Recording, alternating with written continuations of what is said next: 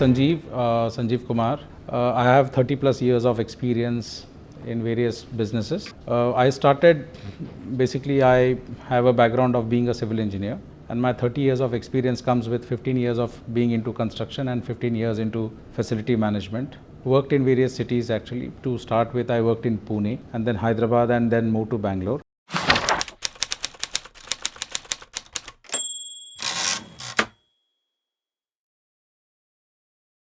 My journey with SIS started in a very different note. I joined a company called as Dusters Total Solution Services, DTSS, and when I joined DTSS, before that I was a client for DTSS, and Dusters used to provide services to us, and I could see that there was a huge amount of scope in facility management in getting into business. And when I learned the vision about DTSS, it excited me a lot, and that's how I joined DTSS in 2010. That was August, to be precise, 26th August 2010 is when I stepped into DTSS, into a last mile delivery facility management. And when I joined Dusters, it was around 125 crores revenue per annum, and we were actually structuring, and a very small company compared to what's there as a facility management as an industry over there, headquartered in Bangalore. I started my journey with DTSS as a vice president regional head, looking after South and East as a region, and then slowly in 2014 I took over the West, and then by 2015 I took over the complete pan-India operations, and by the time we had reached around 250-300 crores. Then in 2016 there was a defining moment for DTSS when it got acquired by SIS. SIS invested into DTSS, and at that time we were at around trying to get our footprint into various geographies, into various segments, and that was when I was elevated to a position of from a vice president operations to a president operations. Then in 2019, when SIS completely owned the company, I was elevated to the position of president. So there was a question mark in myself, saying that from a president operations and I become a president, then what's the difference which I need to create over there? So I had a lot of chat with all the senior leaderships within the SIS as well as within DTSS, and I could find a purpose that the difference between a president and a president operations, what I need to add value. And that's where the journey with SIS started from 2016. It happened in 2019, a very big change for me. But then subsequently, as I kept on being in the organization, we grew significantly. When DTSS was fully owned by SIS, we clocked somewhere around 630 as revenue. When I look back, the journey of almost 14 years, what I've been with DTSS, 14 plus years, from 125 crores when we clocked 1,200 crores, it's a very significant milestone and a great story to tell about in the industry, as well as, I would say not only industry, but in the entire country.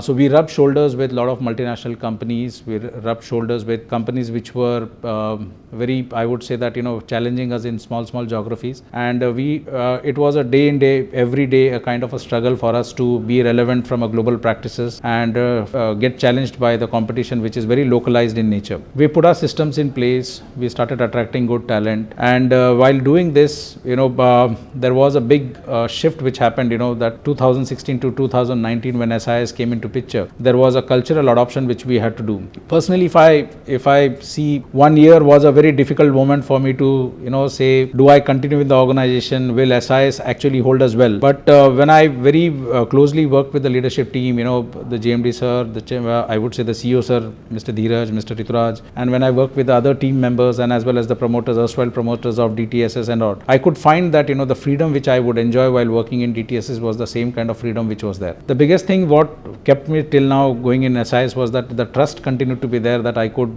run the business, I could lead the business, I could lead the team over there. That trust continued to be there, and that absolute freedom which you require as a professional to run a company, that freedom I continue to enjoy in SIS. And with a very closely, furthermore, when you engage with people, you understand what exactly is this culture, what exactly is this freedom. Then you found that out of all the entire ecosystem, what's there in SIS, the various SBUs which are there, maybe it could be SIS Manguarding, Unique, SLV, or you could talk about SMC, Rare. And working in a large group was my first experience, where there are multiple SBUs and you are heading one of the SBUs, and there are various conversations and there are a lot of expectations which are getting set up. So it was not only about growing the revenue, but it was about actually creating value as a company to the entire SIS group.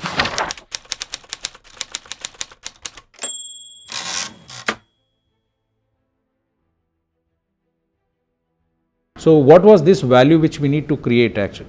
That's what was bothering us as a professional over here. So when I became the chief operating officer, during the various conversations what we had, SIS had a very good practice in terms of planning for vision in a packet of 5 years. So I seriously was involved into understanding the vision 2025. That was the time when we from 2020. Before that, the vision 20 was already rolled out, and we didn't understand.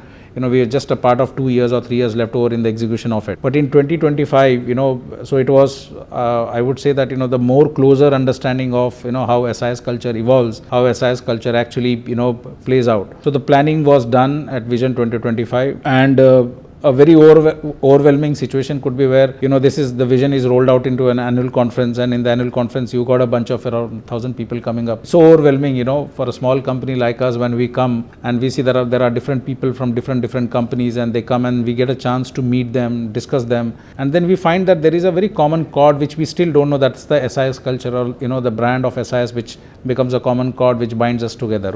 And in this Vision 2025, when we wanted, when we are challenged about what I spoke a few minutes back about, saying that we were trying to rub shoulders or trying to get challenged by the local people or with the global companies, then how do we see it for ourselves as a future? And in this, I would say that in the Vision 2025, it came out very well, which was so relevant, which spoke about saying that from a market leader, you need to ensure that that your market share goes up. And then we spoke about saying that the vision was from services to solutions. Now services to solutions, it gives you a purpose actually. Then you start redefining your business over there. So when the annual conference and the vision which comes in, the biggest thing about SIS which I could say is that that the last person in the organization, the last employee in the organization, is so well connected to the vision, and he is very clear that what he is required to do in the market. So if I take that, if I'm a salesperson, I know that that I can't do a normal selling. I need to start selling as a solution, and then I have to be, if I'm holding the P&L, maybe my 10% or 12% growth or 15% or 20% growth may not be sufficient enough, because still it will say that how much market share do I have. So it is so well knit over there. So it gives a very good clarity, in terms of how the growth has to happen.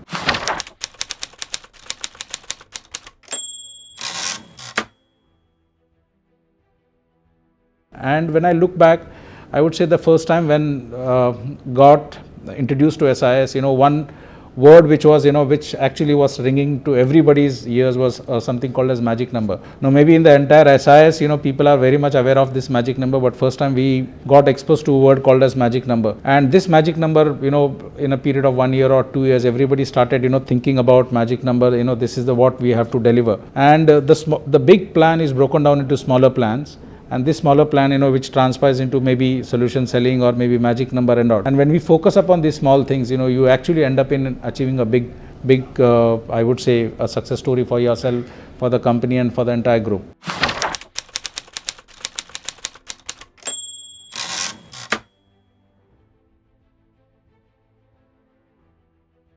So it was, the journey started with magic number, trying to grow the company. We all, as an acquired company, between 2016 and 19, it was not only about me, but, you had a team of around 500 people who were trying to get imbibed into the SIS culture. And we found it so easy, actually. There was no stress of a company acquiring and putting up their thoughts or plans or anything like that. It was business as usual. We didn't feel any kind of a change, and that's where my journey started from 2016 with SIS. So I have a different journey.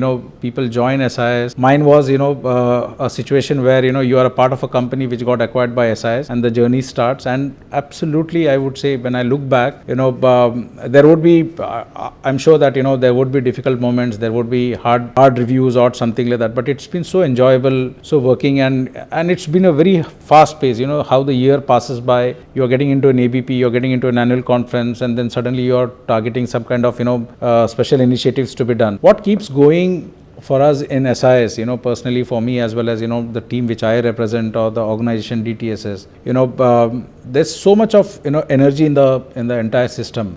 one time you are discussing about how to grow the revenue, second time you are discussing about how to penetrate different geographies, then you are discussing about how to get into various segments, then you are talking about how do you attract talent, then you are talking about how to retain talent, and then we are talking about how do we get prepared for ourselves, for that we remain relevant in the next 5 years or 10 years, and then what digital adoptions or initiatives which we need to take, how do we enhance productivity to our employees. So the conversations, they just keep going on, and then there are a lot of initiatives which are taken, and then some framework is put.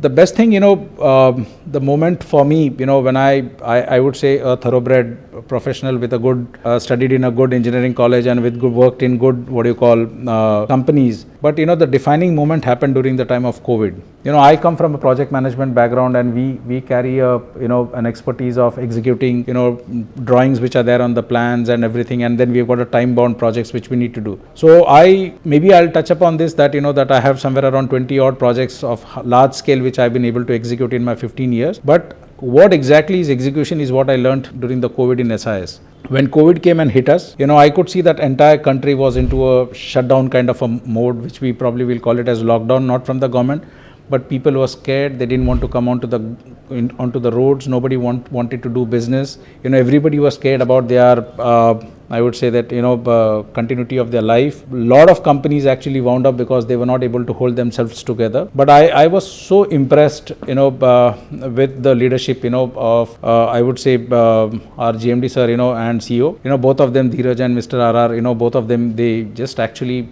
took things into their hands. And I remember that that during that time at 7:30, 8 o'clock we used to have calls, and that particular calls actually energized us and said that okay guys, we have a situation to deal with, and we don't know whether this is going to be a short term or it's going to be playing out for a year or something like that. And that's where all the leadership team of the entire group came together. Their voices, their opinions, their suggestions, everything was what taken into consideration. And then we came out, I would say that the GMD sir came out with us saying that that we need to get into a survival mode. So we had put up a plan for 90 days of a survival mode, saying that in this 90 days we should be, and that's where HR, supply chain, logistics, everybody got into saying that we need to get into vaccination, we need to get into the offices, support our customers. And I think we did 10 many things, or I would say 100 many things which we kept on doing, and every day was so dynamic. I would say during the phase 2, whatever available resources were there, we just started using it. We do somewhere around 500 hospitals within the group, and within these 500 hospitals we leveraged upon the relationship with the customers and made the beds available for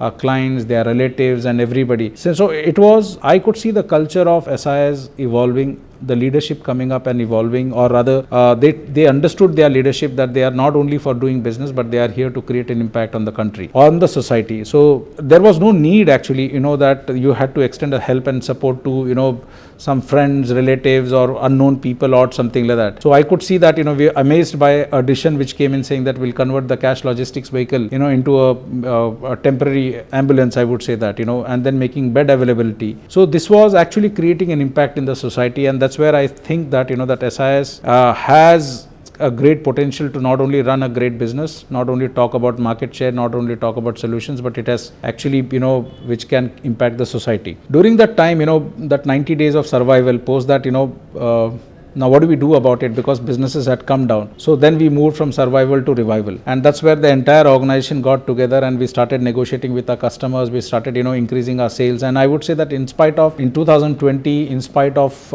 we being hit badly by COVID, that we came down almost, we had a negative reporting of margin compared to the last year, negative reporting of the revenue. But in the subsequent year, when we put the revival into the entire business into the revival phase, we were able to beat that. We were able to overcome all the losses. We were able to overcome all this.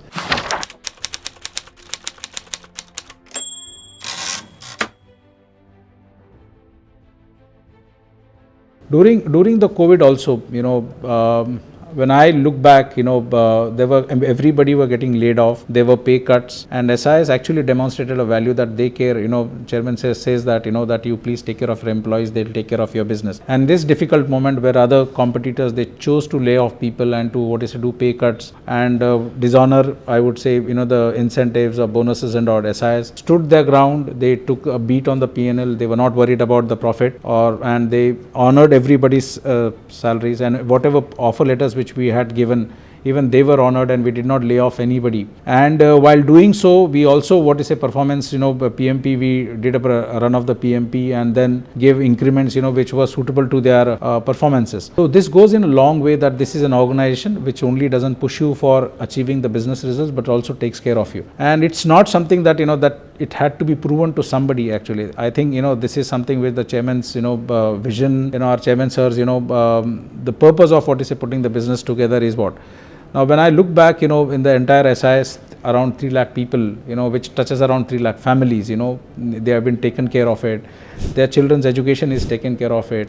And while working in this culture which keeps on, getting evolved in front of us, it says that you're not only expecting business from them, when you don't deal with them properly, they have an access right up to the chairman and right up to the GMD, up to the CEO. And that puts us into a very responsible mode, that, and that's how you have to, align the entire team and put systems and processes, In fact, we incubated one technology called as Mitra application in DTSS. And that was a very tough decision to take, because, that they had an opportunity, all the frontliners, frontline employees, they had an opportunity to raise their grievances, whatever grievances it could be, onto the application, which can be tracked and it can go up to the topmost. So we took that courageous step, saying that, you can only empower people by putting these kind of processes over there. So I would say that these are all the defining moments which happened post the COVID over there, that, that you have to take care of people with more empathy, more compassion and all.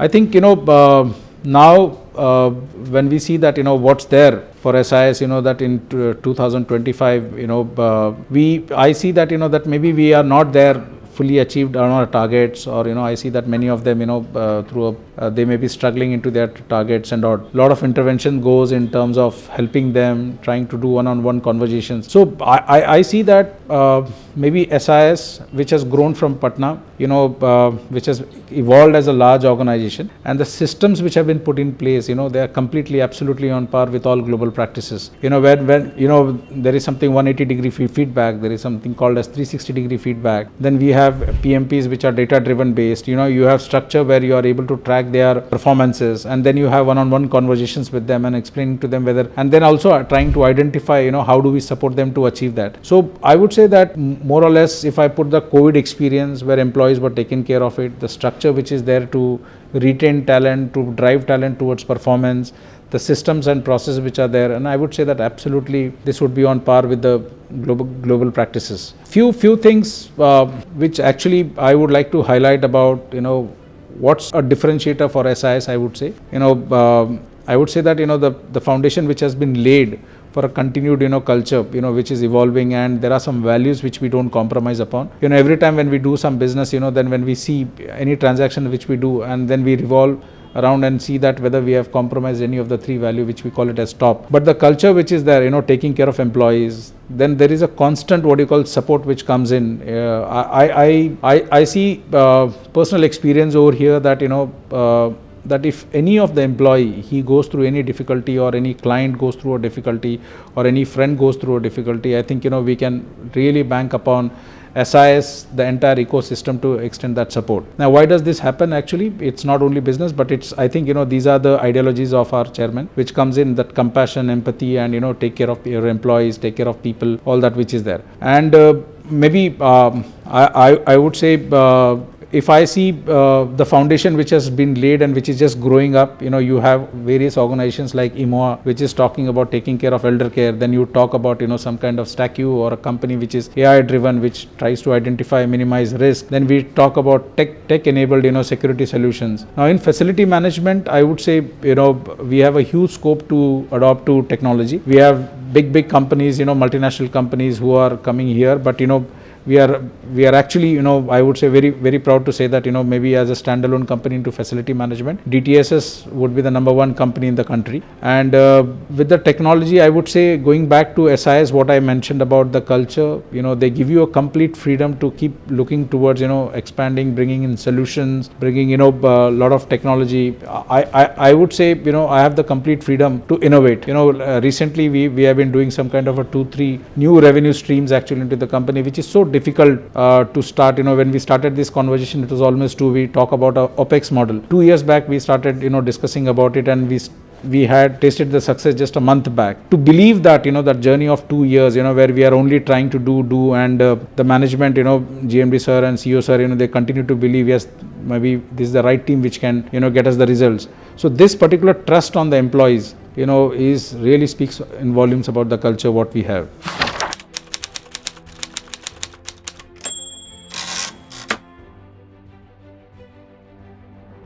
And when I look back, maybe my interaction with the chairman has been very limited. I could get only opportunities to meet him whenever he's traveling, or maybe during the annual conferences and all. And I remember my first interaction with our chairman in 2019, when we were there in the annual conference, and our promoters were actually had diluted their 100% stake, and I became from president operations, I became president. And when I met chairman, he said that I hear a lot about you.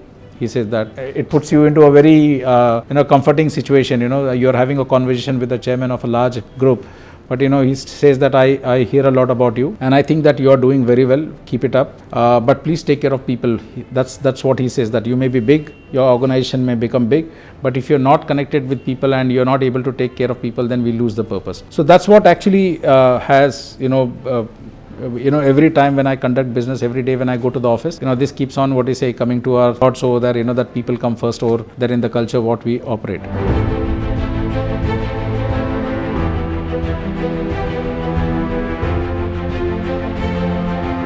In next, if I talk about, as one of the thing was there in 2047, where will SIS be? I have no doubt about it that SIS would be growing exponentially and will be becoming a global leader, but not forgetting, and will always remember the key basic things, that happy and healthy employees, which leads to the happy customers, and then which would further convert into a happy shareholders.